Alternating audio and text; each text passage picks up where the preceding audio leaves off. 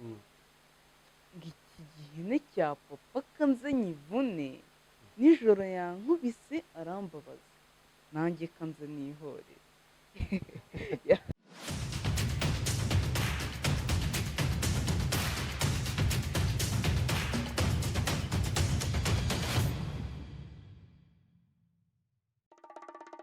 Ndagushimiye wowe udukurikiye, wowe ukurikirana TNM TV, nkushimira kuba wafashe umwanya wawe ukadukurikira. Uyu munsi rero twakugereye ku cyamamare, turi kumwe n'umucelebrity musanzwe mumuzi mu mathiyeta cyangwa se ikinamico hano mu Rwanda, ariko ndakeka ko abenshi mutari mumuzi ku isura. Ndagira ngo nakire Bliss aka Obama, nanjye rasuza abadukurikiye. ya nziteri Sawa.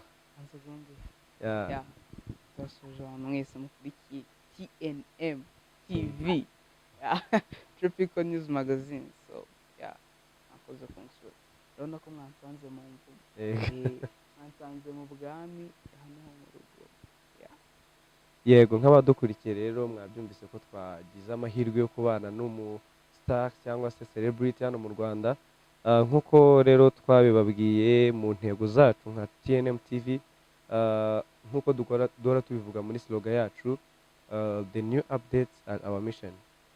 Birumvikana rero ko n'uyu munsi turi mu kazi twaje gusura rero umwe mu basore bazwi cyane hano mu Rwanda mu mateatre. Nago abenshi bamuzi mu runana, ariko akina n'andi mateatre agiye atandukanye. Ese Brice, wisanze gute muri theatre? Wisanze gute mu ikinamico? nanjye narabyutse nisangamo. Okay, ya ni umuntu wanjyanyemo twasenganiraga ku rusengero hariya mu gakinjiro ka Gisozi hano kuri BTC Kwa Rugamba. ya kabisa. Ukisanga muri theatre nyine, ndagira ngo umare amatsiko abadukurikiye. Byari ibintu byari bisanzwe bikurimo, byari ibintu nyine wumva ari kwakitinga, kuko theatre nge mpamya neza ko aribo bakteri banakaze cyane manje.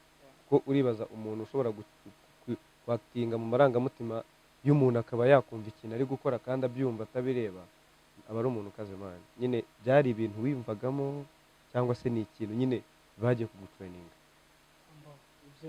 Byari bindimo kuba bindimo, ariko urabona iyo ugitangira ikintu bigufata nk'ukwezi ko kukimenyera. Kandi nyine ngewe impamvu bitangoye cyane, nari maze iminsi nkora audience, akora gutya imbere y'urusengero rwose. Nari maze iminsi mbimenyera ko nageze bwa mbere muri studio, ndabyibuka ari nko kuwa gatanu. Umunsi niriwemo narebaga ibyuma ubwoba bukanyica, avuga ati se no ibi bintu ndabigenza nkareba nkavuga ati byari danje, ariko umuntu yagendaga amenyera cyane ko ari ubwa mbere umuntu yari abibonye, ari ubwa mbere ageze muri studio. Ugenda umenyera gake gakeya, kuko n'ibyangoye cyane. Yego. Hanyuma mbere y'uko wenda dukomeza ngo tumenye amateka amwe n'amwe wagiye nyine, uburyo wagiye winjira muri theatre nk'urunana bikagera aho ugera muri iyi bakura Radio Rwanda Itetero, n'andi mateatre ugenda ukina, amajingo ugenda ukora, ndagira ngo mbere na mbere wanze ubwire abantu badukurikiye Brice. Ubundi Brice, iyo umuntu avuze Brice ni muntu ki? Imyaka ingahe niba ari ngombwa? Wiga mu wakangahe niba ukiga? Nyine umara amatsiko abadukurikiye.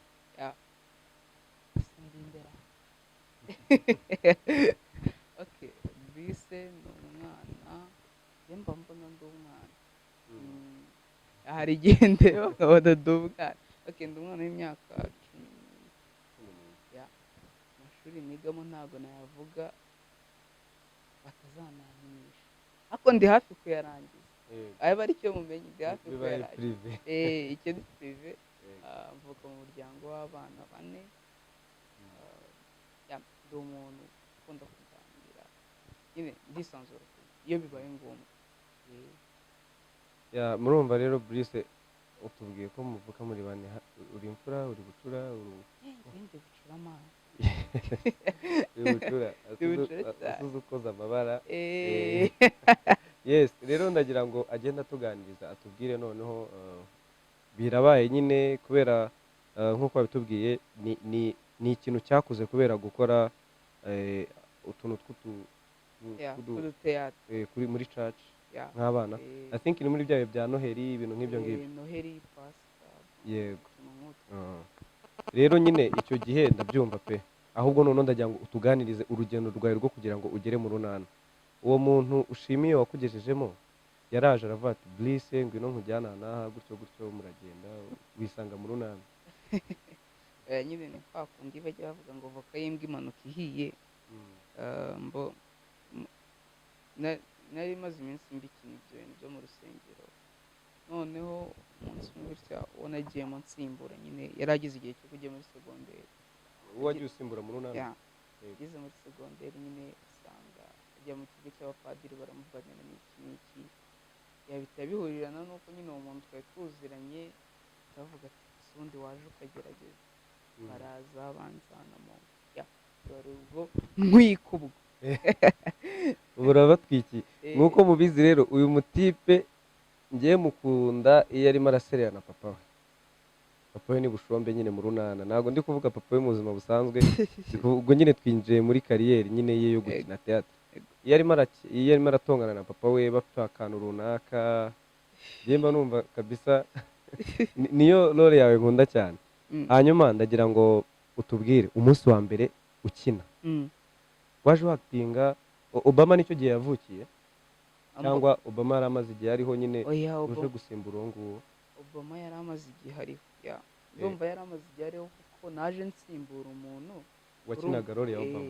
wakinaga role ya Obama, urumva ko iyo role yo yari iriho, yari imaze igihe iriho.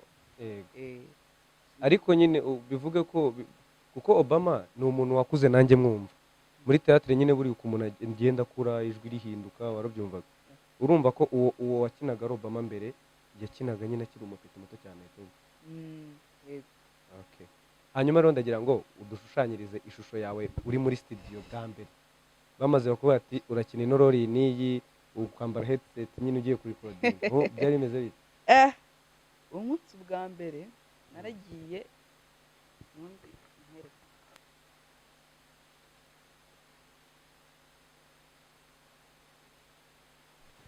nkukubitiramo headset gutya.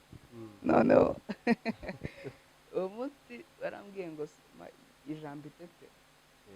Itetero kuri soma birananira, nkazajya nivugira ngo itorero. Itetero. Okay, wahereye mu itetero cyangwa nyine ni akajambo bakwiye gukora? Oya, nyine umunsi wa mbere nahereye mu itetero. Naragiye niho wa mbere nabanje kuko byaziye icyarimwe, urumva urunana n'itetero birajyana, byaziye icyarimwe. Uwo muntu asimbuye hose niwe yakinaga, urumva rero byaziye icyarimwe. Noneho kubisoma bikazajya binanira. Icyo gihe nahise mera nk'umuntu utazi gusoma neza biranga. Nihata amazi, ubwoba bwari bwinshi cyane. Uwo munsi ndibuka narikodinze nk'amasaha 2, usanga abandi bantu babimenyereye bagenda bantoza gake gake barakumenyereza, ubwoba bakabukumarana. Harya muri kodingira hagana he ubusanzwe? Itetero niho aho mu recording itetero niho muri kodingira urunana? Oya, itetero n'urunana ni ibintu bibiri bitandukanye. Hari itetero ni irya RBA, noneho urunana ni iyindi NGO ku ruhande. Urwo ruba sponsored n'abantu benshi, harimo Ingobyi, harimo UNICEF, ibintu nk'ibyo. Ni benshi ntabwo mbibuka, ariko ni ibintu bibiri bitandukanye bari kodingira ahantu habiri hatandukanye. Hanyuma rero ndagira ngo urumva nyine juste tugiye kugenda dukomereza ku mateka nyine. Umaze kuri kodinga bwa mbere, uratashye mu rugo, uriyumvise kuri radio, wumvaga umeze ute? Nicyo kintu nshaka kugira nyine abantu badukurikire babashe kumva feelings wari ufite ukimara kwiyumva kuri radio. Ni ibintu nyine biba bifite ukuntu bitandukanyeho. Nta kintu gishimisha nkabyo, nyizera nta kintu gishimisha nkabyo. Ugaca ku muntu ukumva arimo arakumva, ukabona arishimye akatazi kareho, ukumva wamubwira ati shani ngewe, ukumva wamubwira ngo nigere, ukumva wabivugisha kubera ukuntu ubona bishimishije. byari byiza cyane, byari byiza, byaranshimishije nyine, numvise ngeze ku rundi rwego. byari ibintu byiza kabisa. Hanyuma rero ndagira ngo umaze kwiyumva kuri radiyo, hanyuma nyuma yo kwiyumva kuri radiyo uragiye ugeze mu rugo, wumvise abantu bose muri karitsiye barumva urunana, kuko wagiye mu runana usanzwe unaruzi, I think wararwumvaga nyine kuri radiyo rimwe na rimwe cyangwa mu rugo barwumva, none ugeze muri rore, none utangiye kujya urukinamo. sha Wenda itetero ryo ntago rirafata urwego nk'urw'urunana, wenda nyine ni ikiganiro akenshi gikurikiranwa n'abana, ariko urunana ni teatire yumvikana kuri buri side yose, haba ku muntu mukuru haba ku mwana, bose barayumva. None sasa rero dusangize, ugeze nko ku ishuri ukumva abandi bana bavuga ngo twumvise umuntu uvuga nkayo kuri radiyo, cyangwa se ntibanabimenyaga ko ari wowe. ibyo bintu biramenyekana cyane, abantu musanzwe mubana hafi aho ngaho barabyumva bahita babimenya ko ari wowe, kandi amakuru aragenda byadanje. nk'ubu iyo ubimbwiye nkabimenya, nanjye iyo mbikubwiye ukabimenya, uhita ugenda ukabibwira umutekinisiye wakamejeje hariya, bamwita pazo. Rero itetero ryigisha abana cyane, ndetse cyane, ariko hari igihe nsanga itetero ryigisha abana kurusha urunana.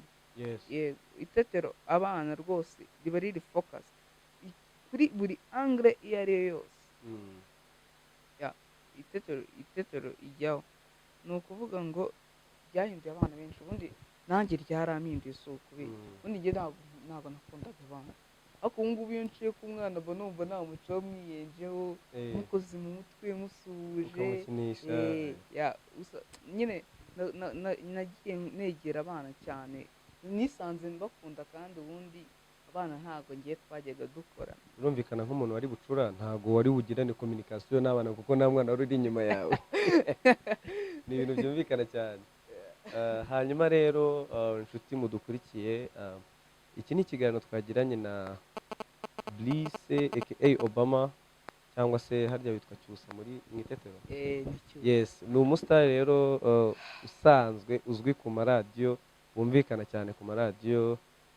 Rero ndagira ngo mbere na mbere yuko dukomeza iki kiganiro, nkwibutse gukora subscribe, like, share na comment, ndetse unajye ku kazogera kaba kegeranye na subscribe ukora, kugira ngo ujye ubona notification yose ikiganiro cyose twa-uploadinze ujye uhita ukibona. Hanyuma rero tutaraharenga, yego, wakiremwa we kiri kureba ino interview, naturemeye, ibaze ngufashe utarakanda subscribe cyangwa se ngo wijijishe ukande kuri share ho gatoya, wihirize nk'abantu nka 15 aho ngaho, urebe ko rwose, kandi ugasanga izo subscribe mutwima muri kurenga, mukagenda mukaziha ba Feti wabo, ba Diamond batanakuzi, ariko aha ngaho ushobora kubakorera ka subscribe, bakanakugurira agafanta. Hanyuma rero nyine nkwibutsa kubikora nk'uko abikubwiye, kandi nawe araza gukora share, ndabizi. Tugira agapariti kaba mu kiganiro cyacu kitwa relax time. Ni agapariti nyine ko kwisanzura, nkaba nakubaza ikibazo ukakinsubiza utambeshye. Umuntu wese wumva relax icyo bivuze nyine ni ukwisanzura. Ubu ngiye kumubaza ikibazo cyose atambeshye, urabinkorera? Ntago ndi bukubeshye, sindi bunakubwiza ukuri cyane, ariko sinkubeshye. Sinkubeshye. Hanyuma reka mubaza akabazo kamwe k'amatsiko. Blice, ujya utereta? Ahiye koko.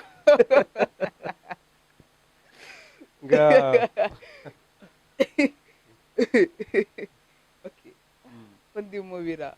Uri mubi? Iyo bibaye ngombwa. Hanyuma ikindi kibazo cy'amatsiko, ese Blice ukunda kurya? Icyakubundi. Ukunda kurya iki? Nkunda kurya ibiryo biryoshye. Biryoshye gute? Dusobanure nyine your favorite food. Nkunda inkoko, si ukubeshya. Inkoko? Nkunda inkoko, wenda n'amata y'ikivuguto. Amata y'ikivuguto? Barambwiye ngo uri mubi. Sinshurika icupa. Ahiye koko. ndagira ngo noneho tukiri hano hantu ku bintu bimwe na bimwe agenda akunda, ndagira ngo wenda iki kibazo ntikize kuba ari ikibazo kimwe, ahubwo tuba ari utubazo twinshi. ndagira ngo umbwire ikipe ufana mu Rwanda niba ihari, umbwire n'ikipe ufana i Burayi, umbwire okay, mbere y'uko icyo kibazo gitangira, ukunda uwe mukino, basket, volley, football, umenye icyo nkubaza noneho sasa. Nkunda football ariko nkina volley. Ukina volley. Hanyuma rero ndagira ngo utubwire ikipe mu Rwanda ya football ufana n'ikipe i Burayi ya football ufana. Mu Rwanda kandi njye mfana APR. Njye mfana APR. Burayi mfana amakipe abiri. Mfana Man U, the Red Devils. Iyindi ni Barca.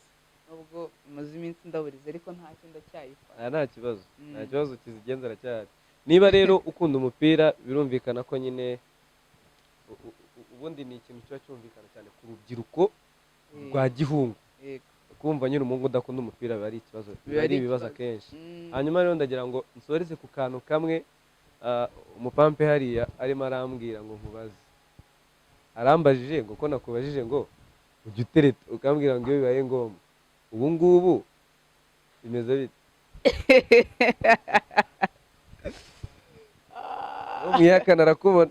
Mbega umutwe w'inkuru noneho ubonetse. Bagiye guhita bakora umutwe w'inkuru ugira uti Obama none atweretse umukobwa byose bishyize hanze. tubwire nta kibazo. Ubundi bitewe n'ukuntu umaze iminsi imeze, ubundi ngewe abantu benshi ntabwo babizi, hari ikintu cyitwa memes. Memes sinzi niba uzizi, zikunda kuba ziri kuri Twitter cyangwa Facebook. Memes kubera ukuntu umaze iminsi ndi muri memes cyane, ubu ngubu bihagaze nabi. Uparitse nabi? Uparitse nabi, naparitse muri Muvezere, ariko gusa ko ndi icyamamare nabishatse narara mufite. Warara umufite. Ubwo rero bivuze yuko wa muntu we udukurikiye, niba ari ukuntu wari uzi nyine bimeze, iki kiganiro cya uploading aka kanya natanya uploading ubu, niba ari ukuntu wari umeze umenye yuko nyine akwihakanye. Kandi n'umutwe w'inkuru uravuga ngo yihakanye uwo bakundana online imbere ya kamera. Ndagira ngo ngushimire rero nshuti wari udukurikiye, wakurikiranye TNM TV kuva dutangira ikiganiro kugeza aka kanya, gushishikariza gusharinga iki kiganiro, gukora subscribe, like ndetse na comment. Nshimira n'icyamamare twari turi kumwe, Bliss wakoze cyane. Ahubwo uri icyamamare kirenze iki cyamamare mureba ntimugikinishe.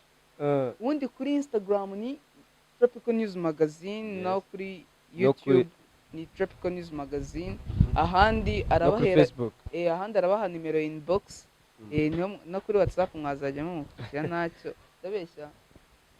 Murakoze cyane, ndagira ngo mbashimire nyine nkuko nabivuze. Reka dusoze ikiganiro atubwira message ahereza urubyiruko mu bijyanye cyane cyane nk'ukuntu aba mu Itetero no mu Runana, ni amateatire cyane cyane tuzi nyine atanga message ku bantu bose. Ndagira ngo noneho ntujye kuri Kotima, ntujye ku Runana cyangwa ku Itetero, ahubwo uduhe message tuzaha urubyiruko rukurikirana TNM TV ndetse muri make bakurikirana TNM, bahe message runaka. Message natanga ku rubyiruko zijyanye n'Urunana cyangwa Itetero, byose kwanza bikubiyemo aho ngaho n'abakurikiye Tropical News Magazine. Ubundi ibintu byitwa ibiyobyabwenge rwose babireke, ntabwo ari sawa, nyine bikwica mu mutwe aho kugira ngo unywe ibiyobyabwenge wakirirwa kuri telefone umunsi wose, ariko rwose nushaka ntujye ku kazi ko n'ubwo ibiyobyabwenge. Ayo wari kujyana mu biyobyabwenge yagura amamega, wirirwa ureba filime, ujye mu biki, ujye mu biki, unarebe ino interview, ukore subscribe, ukande share rwose, ariko aho kugira ngo ujye muri ibyo bintu. Ndagira ngo mbashimire rero.